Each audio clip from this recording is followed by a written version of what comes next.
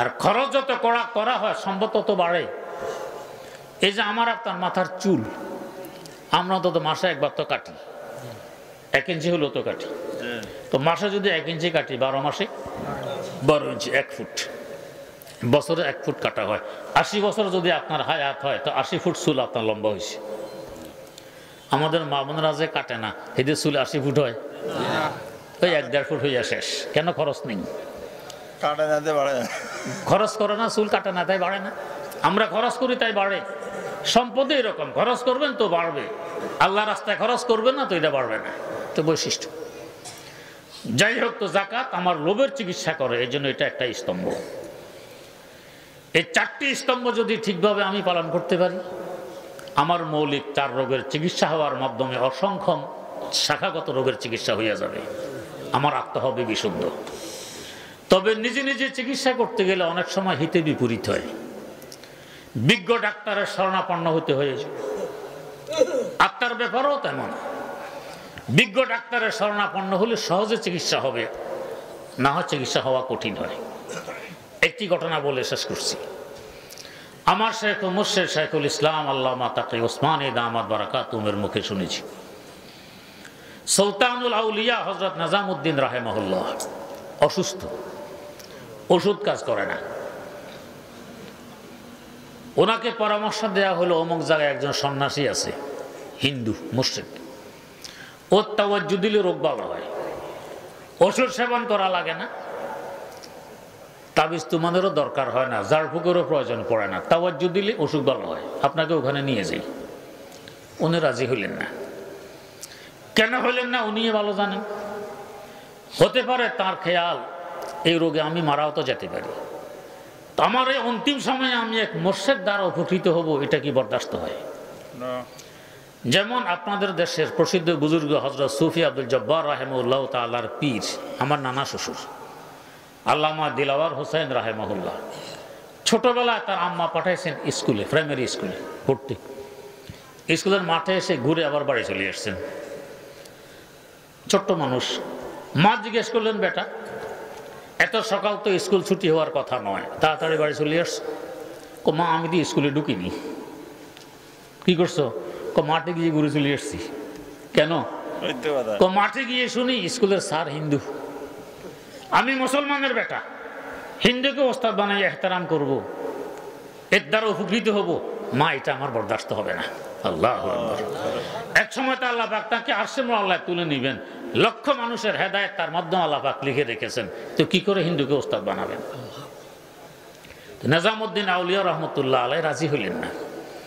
কিন্তু অসুস্থতা বাড়তে বাড়তে বাড়তে বাড়তে এক পর্যায়ে তিনি বেহুশ হয়ে গেছেন। সাথী সঙ্গীরা এই সুযোগে নিয়ে গেছে সন্ন্যাসীর কাছে।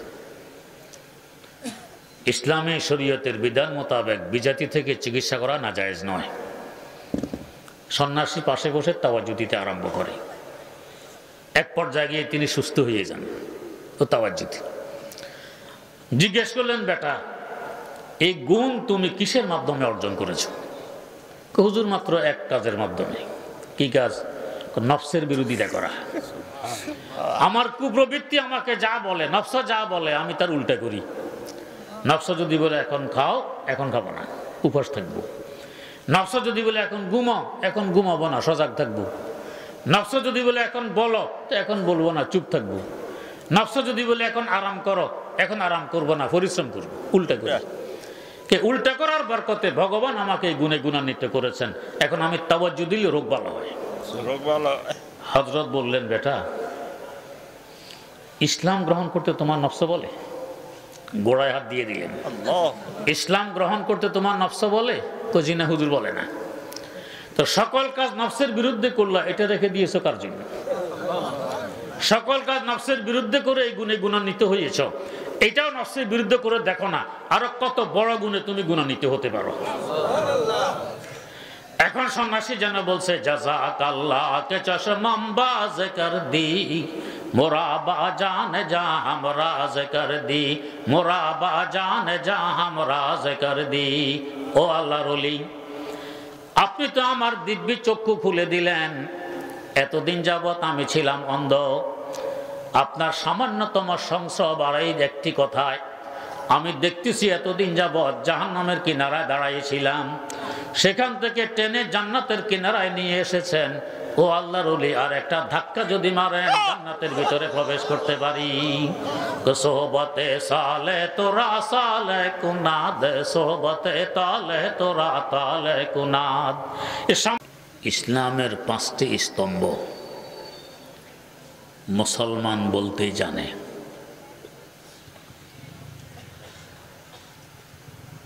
পাঁচটি স্তম্ভ উল্লেখ করে ইসলামকে একটি তাঁবুর সাথে তুলনা করা হয়েছে। তাঁবু হওয়ার জন্য 5টি খুঁটির প্রয়োজন পড়ে। 4 কোণায় 4টি, মধ্যখানে একটি।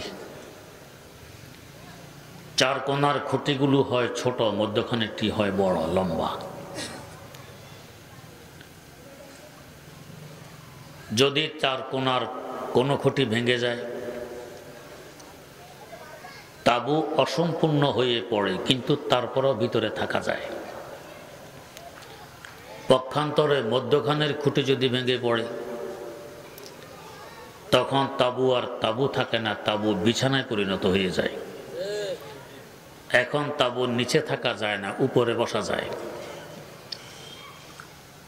তেমনিভাবে ইসলাম আল্লাহ রাব্বুল আলামিনের একত্ববাদের উপর বিশ্বাস, রাসূল আকরাম সাল্লাল্লাহু আলাইহি ওয়াসাল্লামের রিসালাতের বিশ্বাস, এটা হলো তাঁবুর মধ্যখানের লম্বা খুঁটি, বড় খুঁটি। বাকি 4টি ইবাদত, নামাজ, যাকাত, হজ ও রোজা, 4 কোণার 4 খুঁটি। যদি কেউ খোদা না করুক নামাজ, রোজা, হজ ও যাকাত আদায় না করে, বিশ্বাস রাখে, ফাসেক হবে কিন্তু কাফের হবে না। পক্ষান্তরে কলমায়ে শাহাদতকে যদি অস্বীকার করে বসে, কাফের হয়ে যাবে, মোমেন থাকবে না, আলিয়াযু বিল্লাহ। তার মানে ইসলাম আর বাকি রয়নি। এখানে বুঝার বিষয়, ইসলামে পর্দা করা ফরজ, সত্য কথা বলা ফরজ, সতর ডাকা ফরজ, ওগুলোকে খুঁটিয়ার স্তম্ভ বলা হয়নি।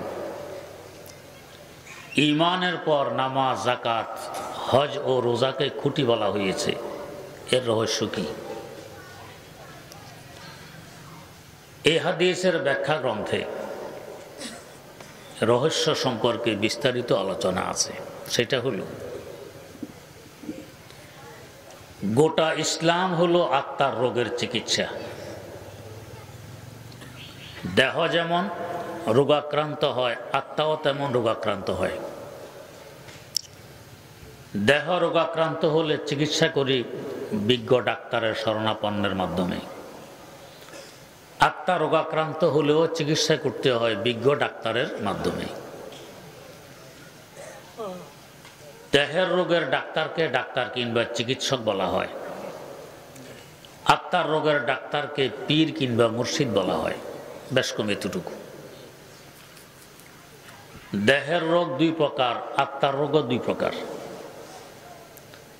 দেহের এক প্রকার রোগ মৌলিক, আর এক প্রকার শাখাগত। মৌলিক রোগ যেমন ডায়াবেটিস, এই রোগ যদি শুরু হয়, অনেকগুলো শাখাগত রোগও শুরু হয়।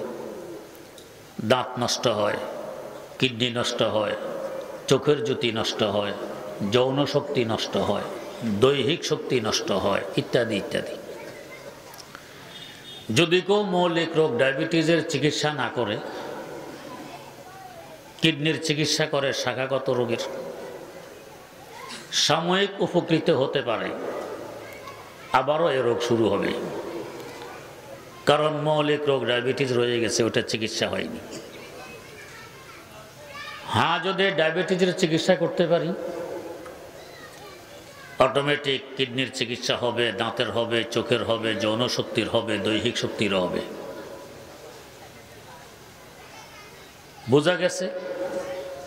শাখাগত রোগের তুলনায় মৌলিক রোগের গুরুত্ব এবং চিকিৎসা করা বেশি আবশ্যক। তেমনিভাবে আত্মার রোগও দুই প্রকার, এক প্রকার মৌলিক রোগ আর এক প্রকার শাখাগত রোগ।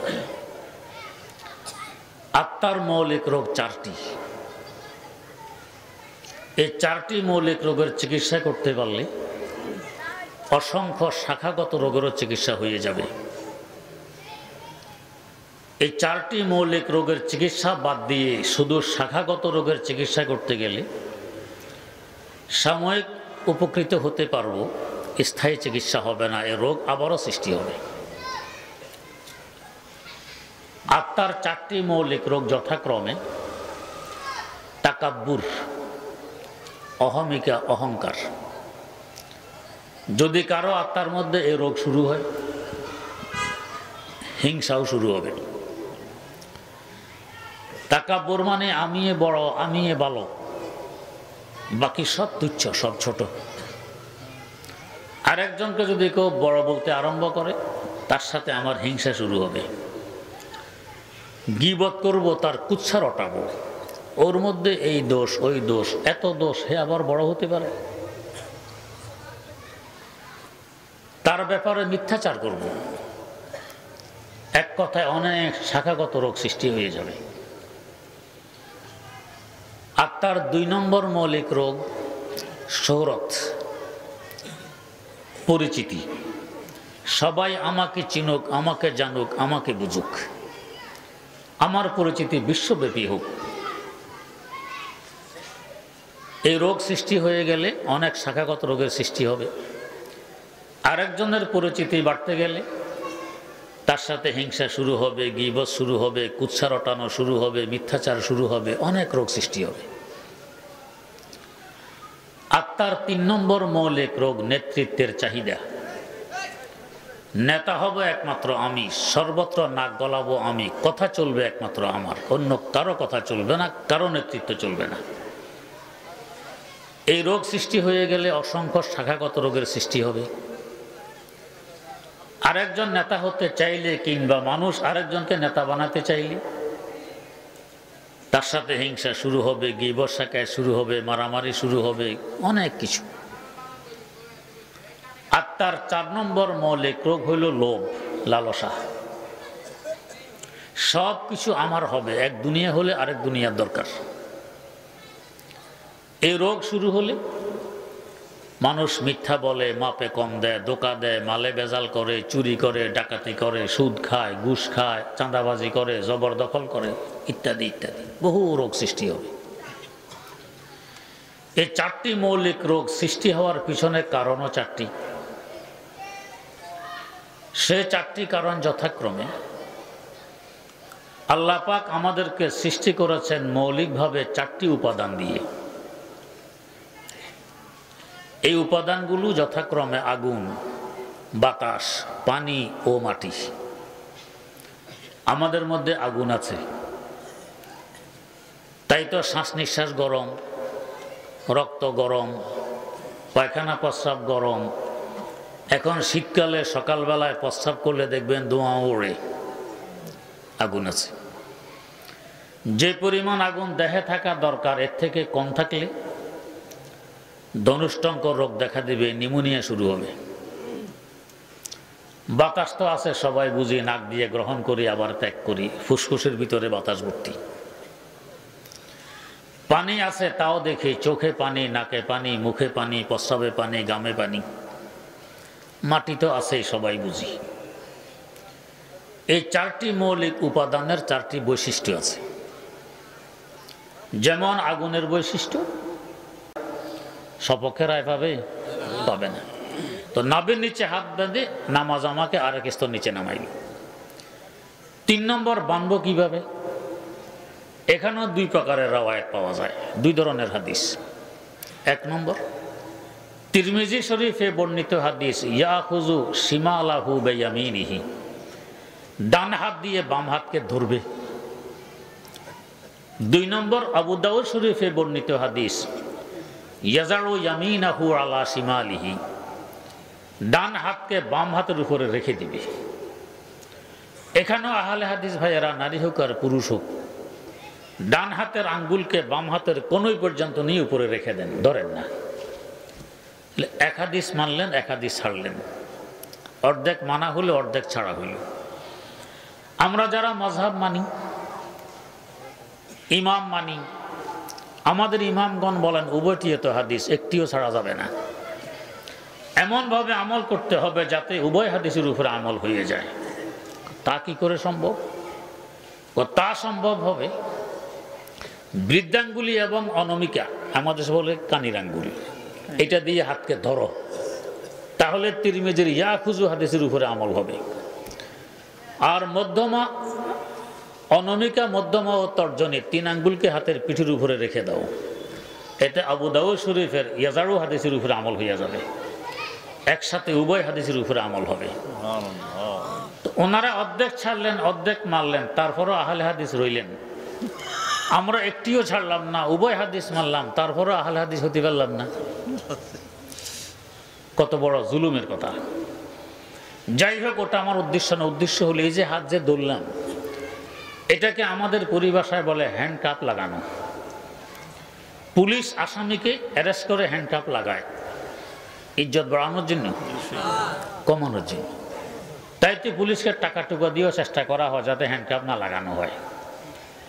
আমি নিজে আমার আল্লাহর দরবারে হ্যান্ডকাপ লাগাই আসামি সেজে দাঁড়ায় গেলাম, আল্লাহ আমি তোমার দরবারের আসামি।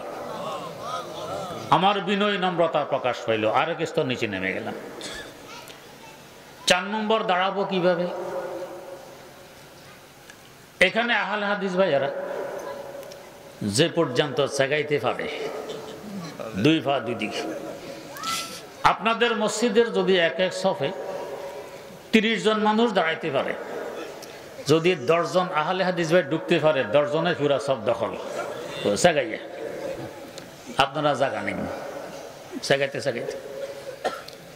আর আমরা যারা ইমাম মানি, আমাদের কিতাবে লেখা 2 পায়ের মধ্যখানে 4 আঙ্গুল ফাঁক রেখে দাঁড়াবে। যদি কারো দেহ আরো মোটা হয়, আরো বেশি ফাঁক রাখাও নাজায়েজ নয়।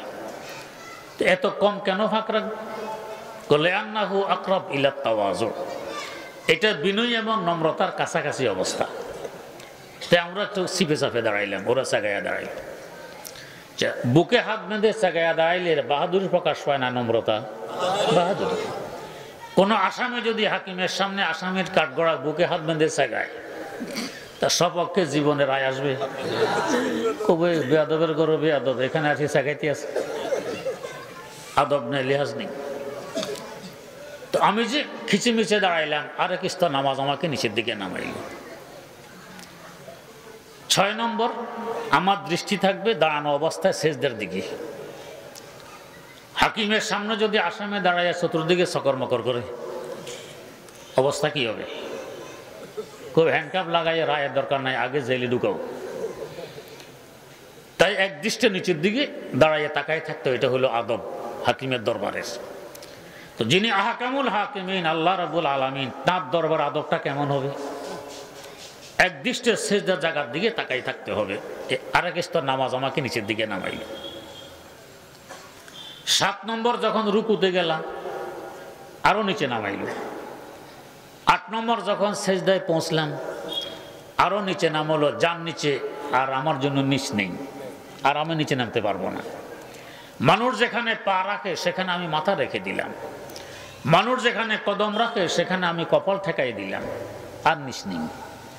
নামাজ আমাকে শেষ পর্যন্ত নিচে নামাই দিল। কিবির, অহংকার, অহমিকার চিকিৎসা, এলাজ বিজেদ, উল্টা বস্তু দিয়ে চিকিৎসা। এদিকে আমার আল্লাহর বিধান, রাসূল আকরাম সাল্লাল্লাহু আলাইহি ওয়াসাল্লামের জবানে আল্লাহ পাক জানায় দিলেন, মান তাওয়াযা লিল্লাহি রাফারাহুল্লাহ। আল্লাহর ওয়াস্তে যে নিজকে নিজে ছোট বানায়, আল্লাহ পাক তাকে বড় বানিয়ে দেন। আমি নামাজের মাধ্যমে আমাকে ছোট বানাইলাম, নিচে নামাইলাম, যার নিচে, আর আমার জন্য নিচ নেই। আল্লাহ রাব্বুল আলামিন আমাকে উপরে তুলে নিলেন। কত উপরে? যাদের ওই চক্ষু আছে তারা দেখেন, আমাদের ওই চক্ষু নেই, তাই আমরা দেখি না। তাদের মধ্যে অন্যতম আল্লামা রুমি রহমতুল্লাহ আলাইহি মুসনবিতে বলতেছেন, বাজাহের সেজদা গাহাসে জমি বুদ বাবাতেন সেজদা বর আরশে বরি বুদ বাবাতেন সেজদা বর আরশে বরি বুদ। বান্দা বাহ্যিক দৃষ্টিতে যদিও তুমি দেখো নামাজি বান্দার কপাল মাটিতে পড়ে আছে, বাস্তবে তখন মাটিতে থাকে না। আমার আল্লাহ মহব্বত করে তার মাথাকে তুলে আরশে মওলা নিয়ে যান, তার কুদরতি কদমে নিয়ে ঠেকাইয়ে দেন। মান তাওয়াযা লিল্লাহি রাফারাহুল্লাহ। আল্লামা আত্মার দৃষ্টান্ত দিতেছেন, দানা পোস্তফে তাজ জবরদস্ত তাশকুনাদ খোশা চৌসার বরকাশাদে পোসে তাশকুনাদ খোশা চৌসার বরকাশাদে পোসে তাশকুনাদ।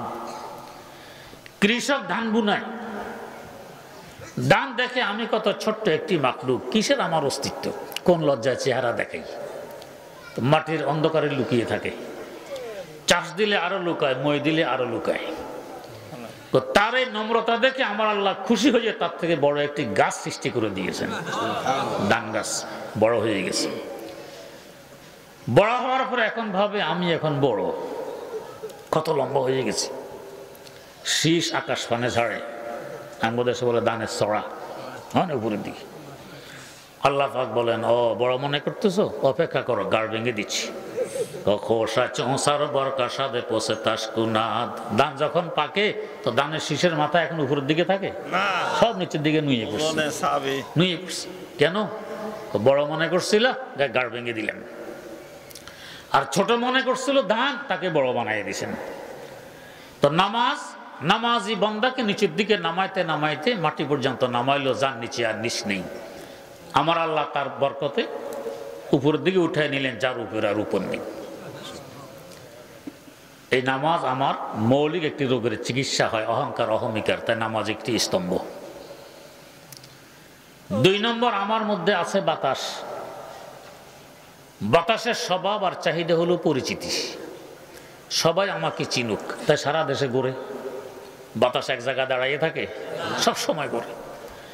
যদি বন্দিও করতে চান, সাইকেলের টিউবে, ট্রাকের টিউবে, ফুটবলের ভিতরে বন্দি হয়ে থাকে, 2-4 দিন পরে ফিস ছিদ্র করে বেরিয়ে গেছে, বন্দি থাকবে না, শুধু ঘুরবে।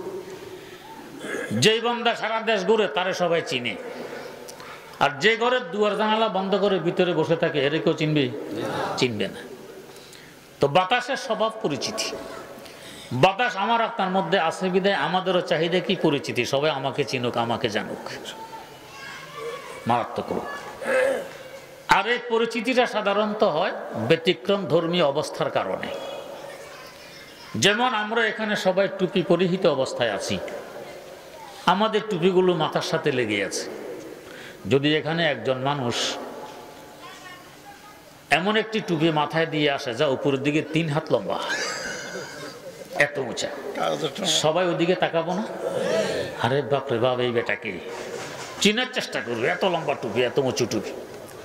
কেন তার দিকে তাকাবো, কেন তাকে চিনার চেষ্টা করব? ব্যতিক্রম ধর্মী পোশাক নিয়ে আসছে, টুপি নিয়ে আসছে। তেমনি ভাবে আমাদের গায়ে এখন সাধারণ পোশাক। এক ব্যক্তি যদি আসে একবারে সোনালি রঙের জরি লাগাইয়ে ঝলমল ঝলমল করতেছে, সবাই ওদিকে তাকাবো, চিনার চেষ্টা করব, পরিচয় নেওয়ার চেষ্টা করবো, লোকটি কে। কেন? ব্যতিক্রম ধর্মীয় অবস্থা। তাই আল্লাহ রাব্বুল আলামিন এই পরিচিতির চিকিৎসার জন্য আমাদেরকে দিলেন হজ, এলাজ বিজিদ। সেখানে ব্যতিক্রম ধর্মী কোনো অবস্থা নেই। ধনীর যেই পোশাক, গরিবেরও সেই পোশাক, 2 টুকরা কাফনের কাপড়। রাজা বাদশার যেই বুলি, ফকির মিসকিনেরও সেই বুলি। কি বুলি? লাব্বাইক আল্লাহুম্মা লাব্বাইক লাব্বাইক লা শারীকা লাকা লাব্বাইক ইন্নাল হামদা ওয়ান নি'মাতা লাকা ওয়াল মুলক লা শারীকা।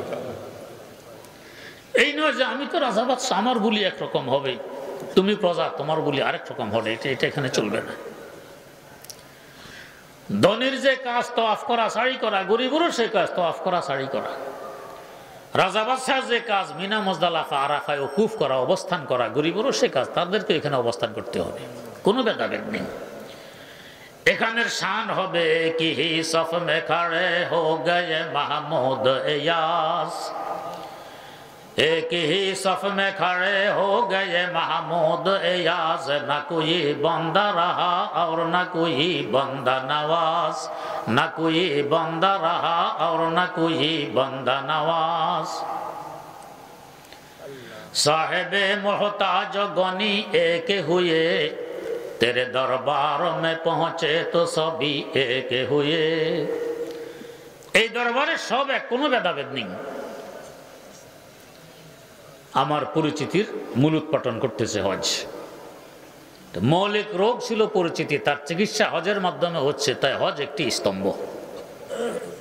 তবে প্রত্যেক বস্তুকে চাইলে ভালো কাজেও ব্যবহার করা যায়, চাইলে মন্দ কাজেও ব্যবহার করা যায়। যেমন আপনারা মাহফিলে আসতেছেন, ওয়াজ শুনবেন, ভালো কাজ।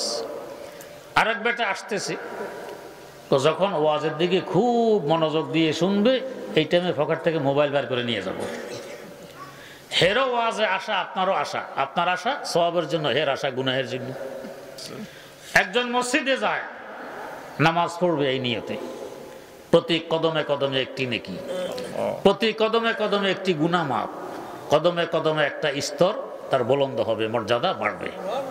মসজিদে যখন সেজদা যাবে, এই সুযোগে জুতা নিয়ে সম্পট। উভয়জনের মসজিদে আসা, একজনের ভালো কাজের জন্য, আরেকজনের মন্দ কাজের জন্য। একটি ছুরি বিসমিল্লাহ আল্লাহু আকবার বলে মুরগির গলা চালাই দিলেন, সওয়াব হবে। আর এই ছুরি একজন মানুষের গলা চালাই দিল, এখন গুনাহ হবে। ভালো কাজও ব্যবহার করা যায়, মন্দ কাজও করা যায়। ইবাদতগুলো তেমন। যে হজ আমার পরিচিতির ওষুধ ছিল, চিকিৎসা ছিল, চাইলে এটাকে পরিচিতির উপকরণ হিসাবেও ব্যবহার করতে পারি।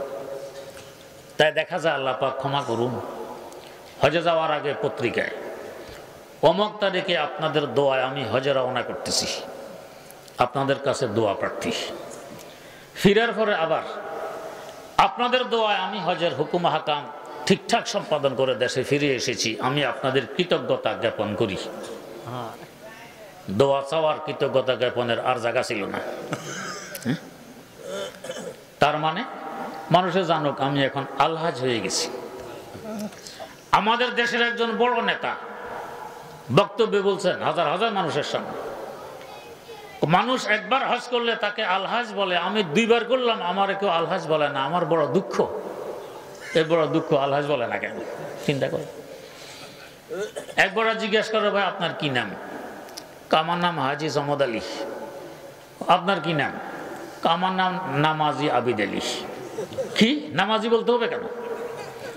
আপনি জীবনে একবার হজ করলেন, হাজি বলতে পারলেন, আমি দৈনিক 5 বার নামাজ পড়ি, তো নামাজি বলতে পারবো না? চিন্তা কর। তাই আফসোস করে আমার দুইটি শের এই বিষয়ে আমি বলি মাঝে মধ্যে। কাবা বেগেয়া যাহা কি খাহেশ না গই, কাবা বেগেয়া যাহা কি খাহেশ না গই, জমজম भी पिया गर्मी ये आतिश न गई, जमजम भी पिया गर्मी ये आतिश न गई, काबा भी गया बुत की मोहब्बत न गई, जमजम भी पिया किब्र नखुवत न गई, जमजम भी पिया किब्र नखुवत न गई। কাবা শরীফ পর্যন্ত পৌঁছতাম কাফনের কাপড় পরিহিত অবস্থায়। এখনো আমার ইজ্জতের চাহিদা আমি বিসর্জন দিতে পারলাম না। জমজমের মতো জগতের শ্রেষ্ঠতম পানি পান করলাম, যে পানির ফজিলত হাউজে কাউসারের শরবত থেকেও বেশি। ইমামুল আসর হযরত শাহ আনোয়ার কাশ্মীরি রাহিমাহুল্লাহ তাআলা বলেন, রাসূল আকরাম সাল্লাল্লাহু আলাইহি ওয়াসাল্লামকে যখন মেরাজে নিয়ে যাওয়া হয় আল্লাহ পাকের দরবারে, প্রথমে তার সিনা মুবারক খুলে জমজমের পানি দিয়ে ধোয়া হয়। যদি হাউজে কাউসারের পানির ফজিলতের থেকে বেশি হইতো ওইটা দিয়ে ধোয়া হইতো। জমজমের পানি দিয়ে ধোয়া মানে এটার ফজিলত হাউজে কাউসারের শরবত থেকেও বেশি। ওই পানি পর্যন্ত পান করলাম, গরমে আতিশ না গাই। এখনো আমার রাগ, গোসার আগুন আমি নিবারণ করতে পারলাম না। কাবা বে গিয়া ফের না গই বুত কি মহব্বত। কাবা পর্যন্ত গেলাম কাফন পরিহিত অবস্থায়, তারপরও দুনিয়ার মোহ ত্যাগ করতে পারলাম না। জমজম भी पिया फिर न गया किब्रो नखुवत, জমজম भी पिया फिर न गया किब्रो नखुवत। জমজম পর্যন্ত পান করলাম, এখন আমার অহংকার অহমিকে আমি ত্যাগ করতে পারলাম না। যে হজ ছিল আমার এই শোহরত আর পরিচিতির চিকিৎসা, এটা এখন পরিচিতির উপকরণ হিসাবে ব্যবহার করছে। আল্লাহ মাফ করুন। 3 নম্বর, আমার মধ্যে আছে পানি। পানির বৈশিষ্ট্য কি? हर को जा पोस्ते आबा जा रवाद, हर को जा दर्दस्ते हर को जा दर्दे दवा आ जा रवाद, हर को जा दर्दे दवा आ जा रवाद। যেখানেই ব্যথা সেখানে ওষুধ, যেখানে নিচু সেখানে পানি। পানির বৈশিষ্ট্য, সে গড়িয়ে গিয়ে নিচু জায়গায় উপস্থিত হবে, মানে এখানেও আমি নাক গলাবো। বান দিয়ে যদি বাধা দেন, এক সময় বান ভাঙবে অথবা ছিদ্র করবে। কিছু যদি করতে না পারে, অন্তত চুয়ে চুয়ে হইলেও নিচু জায়গায় গিয়ে হাজির হবে, মানে এখানেও আমি নাক গলাবো। সর্বত্র নাক গলানোর চেষ্টা, দখলের চেষ্টা, এটা পানির স্বভাব। ওই পানি আমার আপনার মধ্যে থাকার কারণে আমাদেরও সবার সর্বত্র নাক আমি গলাবো, নেতৃত্ব আমি দিব, আমার কথাই চলবে। এই খাহেশ, এই চাহিদা মেটানোর জন্য আল্লাহ পাক দিলেন রোজা। রোজা মানুষের খাহেশ মিটায়। খুব গরম দুপুর, প্রচন্ড পিপাসা, ফ্রিজে ঠান্ডা পানি আছে, সুস্বাদু শরবত আছে, চাইলে আপনি পেট বোঝাই করে পান করতে পারেন। রোজা বলে না, এই খাহেশ মেটানো যাবে না, এই চাহিদা পূরণ করা যাবে না, তুমি রোজাদার। উল্টা বস্তু দিয়ে চিকিৎসা। লম্বা দিন, বিকেল হয়ে গেছে, খুব ক্ষুধা পেটে, সুস্বাদু খাবার পাকানো আছে, চাইলে পেট বোঝাই করতে পারি, কেউ দেখবে না। রোজা অন্তরায় হয়ে দাঁড়ায় না, তোমার এই চাহিদা পূরণ করা যাবে না, এই খাহেশ মেটানো যাবে না, তুমি রোজাদার। রোজার মাধ্যমে এই নেতৃত্বের খাহেশ, মৌলিক রোগ, এটার চিকিৎসা হয়। তা রোজা একটি স্তম্ভ। 4 নম্বর, আমার আপনার মধ্যে আছে মাটি। মাটির স্বভাব হলো লোভ, সবকিছু আমার।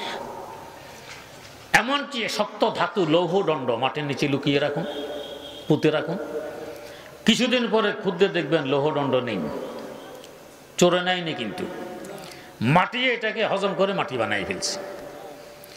এমনকি যে সমস্ত বস্তুর মাটির দরকার নেই, ময়লা আবর্জনা, পায়খানা প্রস্রাব পর্যন্ত মাটি হজম করে তার বানায়, এটাও আমার, অন্য কারো হবে না।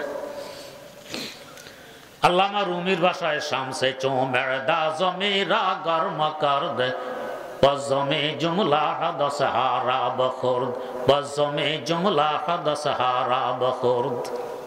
সূর্য যখন জমিনের পাকস্থলীকে তাপ দেয়, হজমি শক্তি আরো বেড়ে যায়। গরম পড়লে হজমি শক্তি বাড়ে। তাই বিজ্ঞ হাকিমগণ বলেন, খানা খাওয়ার পরে এমন কিছু খাবে না যার বৈশিষ্ট্য হলো ঠান্ডা, কারণ ঠান্ডায় নরমকে শক্ত করে। শীতকালে নারিকেলের তেল নরম ছিল, শক্ত বানাই ফেলছে। গোশতের তেল একটু পরে জমে যায়, শক্ত হয়ে যায়। আর গরমকালে এই শক্ত তেলকে গলায় নরম বানিয়ে ফেলে। শক্ত গোশত আগুনে গরম করতে করতে একসময় নরম হয়। তো গরমের বৈশিষ্ট্য হলো নরম। খানা খাওয়ার পরে এমন কিছু খাও যার বৈশিষ্ট্য গরম, তাড়াতাড়ি হজম হবে। যার বৈশিষ্ট্য ঠান্ডা, হজম হতে দেরি হবে, এটা এখন খাবে না। তো সূর্য যখন জমিনের পাকস্থলীকে গরম করে, তাপ দেয়, হজমি শক্তি আরো বাড়ে, সব কিছু তাড়াতাড়ি হজম করে তার বানাই ফেলে, সব তার। এই মাটি আমার আপনার মধ্যে থাকার কারণে তার প্রভাব আমার আপনার মধ্যে বিস্তার লাভ করেছে। সব হবে আমার। এক দুনিয়া হলে আরেক দুনিয়া লাগবে। এমন লোক আমার সামনে আছে, এখনো আছে। ছেলে নেই, মেয়ে নেই, স্ত্রীও মারা গেছে, একা। বাড়ির পর বাড়ি বানাইতেছে, চাঁদাবাজি করতেছে, মাস্তানি করতেছে, 7 তলা 8 তলা বাড়ি, 3টে পর্যন্ত হয়ে গেছে, আরো বানায়। কে থাকবে বাড়িতে? আল্লাহ ভালো জানে। লোক তাকে বাধ্য করে, চাঁদাবাজিও বন্ধ নেই, সব করতেছে। লেখাপড়া করতে যাইতেছে সকালে শিক্ষা প্রতিষ্ঠানের দিকে, দেখে যে রাস্তা কার্পেটিং হইতেছে, পিচ কতগুলো পড়ে রয়েছে রাস্তার কিনারে এক দলা। তো ছাত্র গোষ্ঠীকে দলা এটা উঠাইয়া যাবে নিচে, পিচের দলা। সারাদিন লেখাপড়া করে বিকালে গেছে বাড়িতে, কি খুশি, বড় বোনকে ডাকে, আফা পিচ নিয়ে আসছি কতগুলি। আফা এসে কয় কই কই যাবে ভিতরে। এখন ভাই বোন দুজনে মিলে টানাটানে, ফিজ আর বাইর হয় না, কারণ ফিজ তো আটক হয়ে যাবে ভিতরে। আর সাবান শ্যাম্পু দিয়ে দুই লোক এটা বাইর হবে, বাইর হয় না। এখন কি করা যায়, শেষমেশ জামাটা কাটতে হয়েছে। অনেকখানে ছিদ্র তো লাগাইছে তালি, আর নতুন জামা তালি দেখতে কেমন বেকাপ্পা, উপর আরো বড় এক জ্যাব লাগাই দিছে, উপর দিয়ে দেখা যায় জ্যাব আসলে ভিতরে তালি। এই দশা কেন করছে? লোভ। তাহলে ফিজ এত দিয়ে আমি কি করব? তো কোনো আমার জন্য কাজে লাগবে না, তারপরও আনবো কেন? ওই যে মাটি আমার ভিতরে আছে। এই লোভে মানুষ চুরি করে, ডাকাতি করে, সুদ খায়, ঘুষ খায়, সব কিছু করে। উল্টা বস্তু দিয়ে চিকিৎসা করতে হয়। আল্লাহ পাক তার জন্য দিলেন যাকাত। লোভ বলে সম্পদ আমার দিকে আসুক, যাকাত বলে না, বিপরীত দিকে যাক। যাকাতের শাখা হিসাবে সাদাকাতুল ফিতর, অন্যান্য সাদাকায়ে নাফিলা, কোরবানি, সম্পদ আমার বিপরীত দিকে যাবে।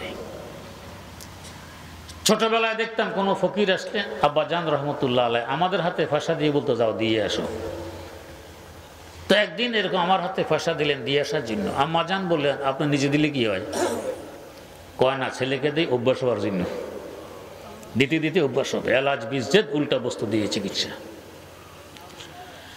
উল্টা দিকে যদি আমি দেই গরিব মিসকিনকে, আমি তো দেখি আমার সম্পদ কমে যায়। 1 লাখ টাকা আছে, 2,500 টাকা যাকাত দিয়ে দিলাম, 97,500 টাকা রইল, কমে গেল। আমার আল্লাহ বলেন তার বিপরীত, ইয়ামহাকুল্লাহু রিবা ওয়া ইউরবিস সাদাকাত। সুদ সম্পদকে ধ্বংস করে, সাদাকা বাড়ায়। আমরা দেখি সাদাকায় কমায়, সুদে বাড়ায়। আল্লাহ পাক বলেন সুদে ধ্বংস করে, সাদাকায় বাড়ায়। আমাদের দেখা ঠিক না আমার আল্লাহর বলা ঠিক? তা আমরা যে বাস্তবে দেখতেছি কমে, এটা আমাদের সেই চক্ষু নাই, তা আমরা দেখি কমে, আসলে বাড়ে। যার জ্বলন্ত প্রমাণ বর্তমান আমেরিকা। আজ থেকে প্রায় 30 বছর আগে আমার শাইখ মুর্শিদ শাইখুল ইসলাম আল্লামা তাকি ওসমানী দামাত বারাকাতুহু আমাদেরকে অর্থনীতি পড়াইছিলেন। বিভিন্ন দেশের হিসাব সামনে আসত। তখন হযরত আমাদেরকে বলেছেন শুধু সৌদি শায়েখদের যে পরিমাণ পয়সা আমেরিকায় আছে, এরা যদি এই পয়সাগুলো তুলে নিয়ে আসে, 1 ঘন্টা চলার মতো ক্ষমতা আমেরিকার নেই। আমি নিজে পত্রিকায় পড়েছি, যখন আফগানিস্তান আক্রমণ করে প্রথম পিরিয়ডে, উসামা বিন লাদেন মরহুমকে ধরার জন্য কিছু শায়েখেরা তাদের বিনিয়োগকৃত পয়সা তুলে নিয়ে আসছে আমেরিকা থেকে, যার কারণে 200 কোম্পানির দেউলিয়া হয়ে গেছে। এরপর সরকার আইন করেছে এই মুহূর্তে কেউ তার বিনিয়োগ উঠে নিতে পারবে না, না তখনই দেউলিয়া হয়েছে। কেন? তাদের অর্থনীতির ভিত্তি হলো সুদ, যার কারণে এই অবস্থা। এই যে আমরা প্লেন ব্যবহার করি, প্লেন যতবার ল্যান্ড করবে জমিনে নামবে তত $5 আমেরিকাকে দিতে হয়। টিকিট খরিদের সময় তারা এই পয়সা নিয়ে যায়। এমনকি আমরা হজ করতে যাই, যতবার আমাদের প্লেন নিচে নামবে তত $5 আমেরিকা নিয়ে নেবে। এইভাবে সে চলতেছে চুরি ডাকাতিয়া জুলুম করে। কিন্তু আমাদের দেশে বলে তোলা দুধে ফোলা বাঁচে না, কয়দিন চলবে? ইনশাআল্লাহ এক সময় দেখবেন ভিক্ষা করে ভাত খাইতে কষ্ট হবে সুদের কারণে। ইয়ামহাকুল্লাহু রিবা ওয়া ইউরবিস সাদাকাত। এর পাশাপাশি সাদকা খয়রাত আমার অবশিষ্ট সম্পদকে হেফাজত করে। শাইখুল হাদিস আল্লামা জাকারিয়া রহমতুল্লাহ আলাইহি ফাজাইলে আমালের লেখক আবৃত্তিতে লিখতেছেন, ভারতের দ্বিতীয় বৃহত্তম মাদ্রাসা মুজাহিরুল উলুম সাহারানপুর মাদ্রাসা, মাদ্রাসার কেশিয়ার ছিলেন একজন দিনদার মুত্তাকি পরহেজগার মানুষ, তবে লেখাপড়া ছিল না। উনি কথা বলার সময় ফাঁকে ফাঁকে বলতেন আল্লাহকে ফজল সে।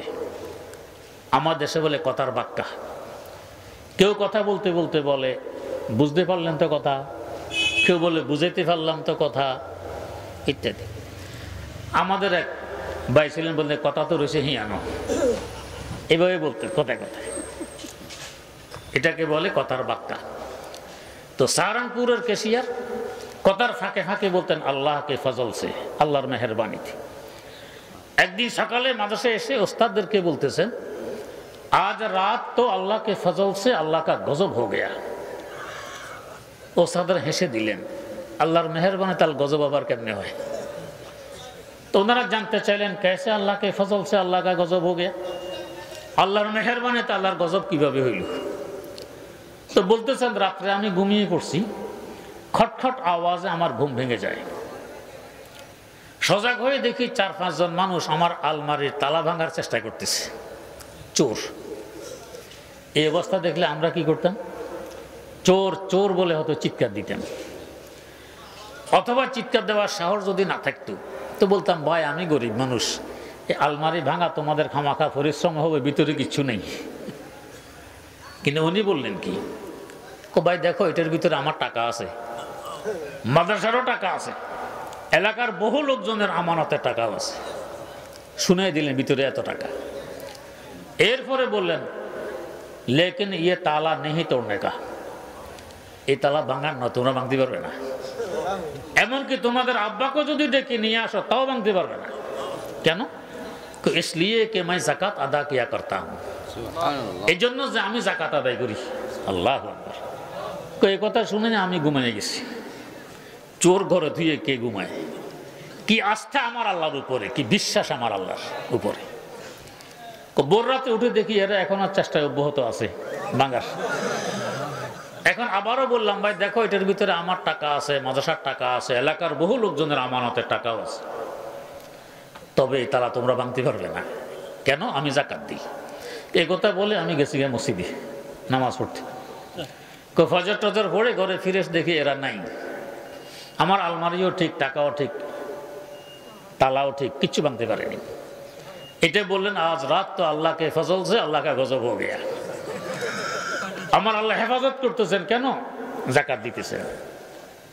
তা আমি আল্লাহ রাস্তায় খরচ করলে এটার হেফাজত আমার আল্লাহ করবে, দায়িত্ব আল্লাহর। আর খরচ যত করা হয় সম্পদ তত বাড়ে। এই যে আমার আপনার মাথার চুল, আমরা তো মাসে একবার তো কাটি, 1 ইঞ্চি হলো তো কাটি। তো মাসে যদি 1 ইঞ্চি কাটি, 12 মাসে 12 ইঞ্চি, 1 ফুট। বছরে 1 ফুট কাটা হয়। 80 বছর যদি আপনার হায়াত হয় তো 80 ফুট চুল আপনার লম্বা হয়েছে। আমাদের মা বোনেরা যে কাটে না, এদের চুল 80 ফুট হয়, ওই 1-1.5 ফুট হইয়া শেষ। কেন? খরচ নেই। খরচ করে না, চুল কাটে না তাই বাড়ে না।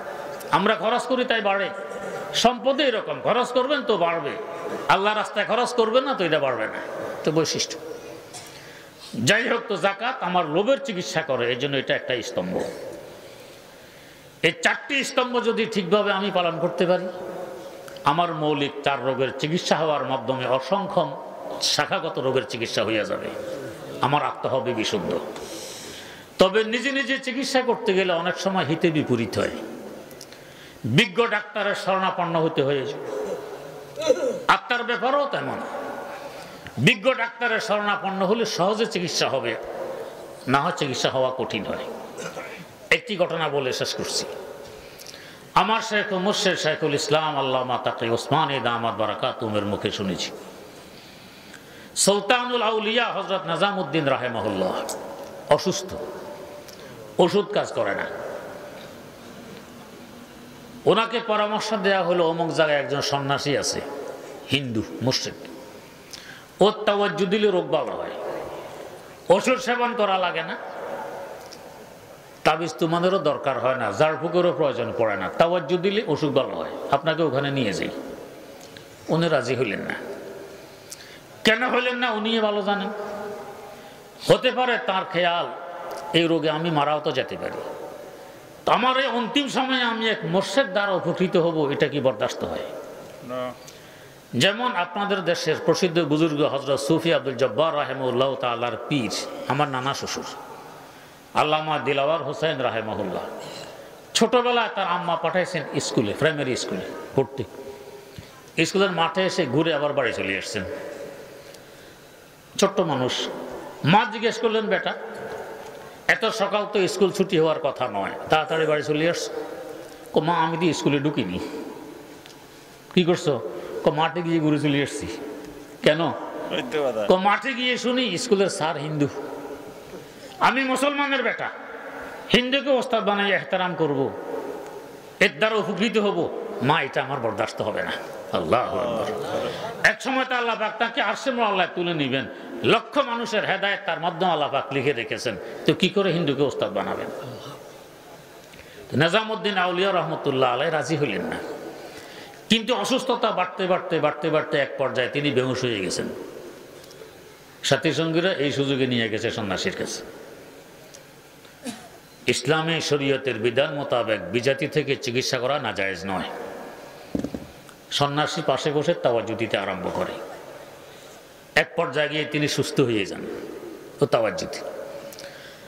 জিজ্ঞেস করলেন, বেটা এই গুণ তুমি কিসের মাধ্যমে অর্জন করেছো? হুজুর মাত্র এক কাজের মাধ্যমে। কি কাজ? নফসের বিরোধিতা করা। আমার কুপ্রবৃত্তি আমাকে যা বলে, নফস যা বলে আমি তার উল্টা করি। নফস যদি বলে এখন খাও, এখন খাবো না, উপোস থাকবো। নফস যদি বলে এখন ঘুমাও, এখন ঘুমাবো না, সজাগ থাকবো। নফস যদি বলে এখন বলো, তো এখন বলবো না, চুপ থাকবো। নফস যদি বলে এখন আরাম করো, এখন আরাম করবো না, পরিশ্রম করবো, উল্টা করি। কে উল্টা করার বরকতে ভগবান আমাকে গুণে গুণান্বিত করেছেন। এখন আমি তাওয়াজ্জুদ দিলে রোগ ভালো হয়। হযরত বললেন, বেটা ইসলাম গ্রহণ করতে তোমার নফস বলে? গোড়ায় হাত দিয়ে দিলেন। ইসলাম গ্রহণ করতে তোমার নফস বলে? তো জি না হুজুর, বলে না। তো সকল কাজ নফসের বিরুদ্ধে করলা, এটা রেখে দিয়েছো কার জন্য? সকল কাজ নফসের বিরুদ্ধে করে এই গুণে গুণান্বিত হয়েছ, এটাও নফসের বিরুদ্ধে করে দেখো না আরো কত বড় গুণে তুমি গুণান্বিত হতে পারো।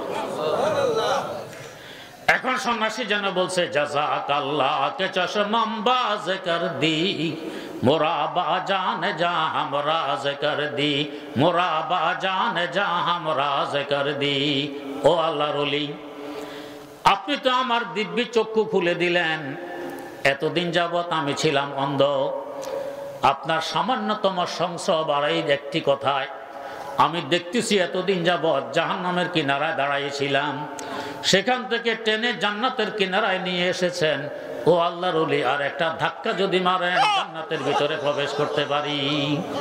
সোহবতে সালে তোরা সালে কুনাদ, সোহবতে তালে তোরা তালে কুনাদ। এই সামান্যতম একজন বিজ্ঞ ডাক্তারের সংস্পর্শে এক সেকেন্ড আগে জাহান্নামের ঘড়ি, এখন জান্নাতের মালিক।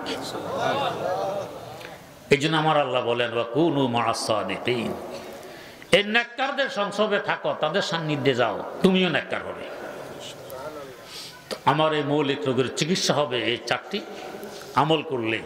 তবে কোনো বিজ্ঞ ডাক্তারের পরামর্শ নিয়ে তার ছায়া থেকে আমল করলে যত সহজ হবে, না হয় এত সহজ হবে না। আল্লাহ রাব্বুল আলামিন আমাদেরকে বুঝার তৌফিক দান করুন। সুবহানাল্লাহি ওয়া বিহামদি, সুবহানাকাল্লাহুম্মা ওয়া বিহামদিক, আশহাদু আল্লা ইলাহা ইল্লা আনতা আস্তাগফিরুকা ওয়া আতুবু ইলাইক।